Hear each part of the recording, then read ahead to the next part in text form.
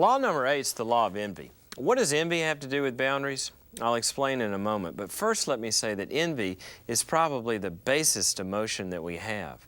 Envy defines good as what I do not possess and hates the good that it has. Envy was Satan's sin, and it's a direct result of the fall. The destructive thing about this sin is that it guarantees that we will not get what we want, and it keeps us perpetually insatiable and dissatisfied.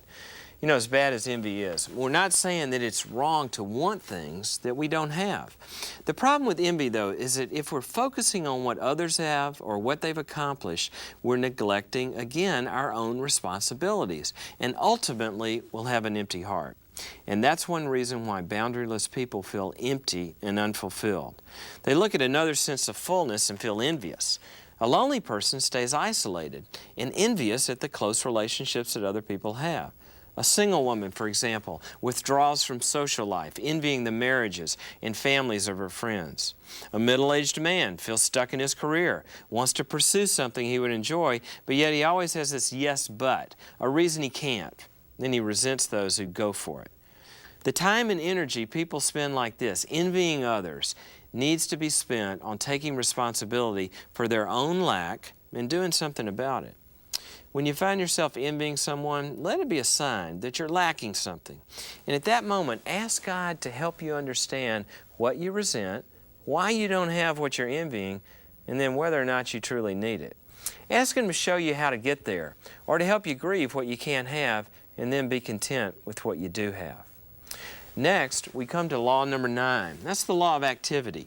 Human beings are responders and initiators. We respond to invitations, and then we push ourselves into life. Many times we have boundary problems because we lack initiative, and that's the God-given ability to propel ourselves into life. Passivity never pays off. You know, God will match our effort, but He won't do our work for us. That would be an invasion of our boundaries and our freedom. God wants us to be assertive and active and seeking, knocking on the door of life. His grace will cover failure, but it can't make up for passivity. We've got to do our part. The sin that God rebukes is not trying and failing. He'll forgive that, but failing to try. Passive shrinking back is just intolerable to God. Remember the phrase, just do it? Well, it's true for more than the athletes being encouraged by a tennis shoe maker. Trying, failing, and trying again, that's something we call learning. Many people who are passive are not inherently evil or bad, but evil is an active force, and passivity can become an ally of evil by not pushing against it. We're to actively work to preserve our soul, and that's the role of boundaries. Boundaries define and preserve our property, and that's your soul. Our boundaries can only be created by our being active and aggressive, and by our knocking and seeking and asking. So we need to move out of passivity by taking initiative to set healthy boundaries. Now, we come to the last of our 10 laws of boundaries. That's the law of exposure. As we've said in these series, a boundary defines where you begin and end. The paramount reason why you need such a line is that you don't exist in a vacuum. You exist in relationship with God and others, and your boundaries define you in those relationships. Boundaries really are about relationships, and ultimately, boundaries are about love. The law of exposure says this: boundaries need to be made visible to others and communicated to them in the context of relationship.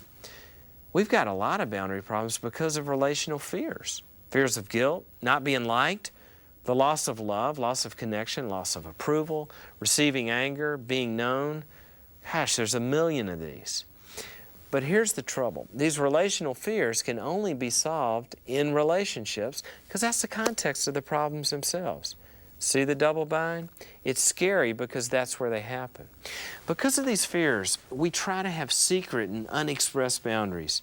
Because of our fears also, we may hide aspects of ourselves in the darkness, and that's what gives the devil an opportunity. The biblical mandate, though, is to be honest and to be in the light. And the light's the only place where you have access to God and other people. God wants real relationships with us, and He wants you to have real relationships with each other. Real relationships mean that I'm in the light with my boundaries and that other aspects of myself that are difficult to communicate. The law of exposure acknowledges that our boundaries are affected by sin and that they need to be brought into the light for God to heal and also for others to benefit. This is the real path to love, communicating your boundaries openly.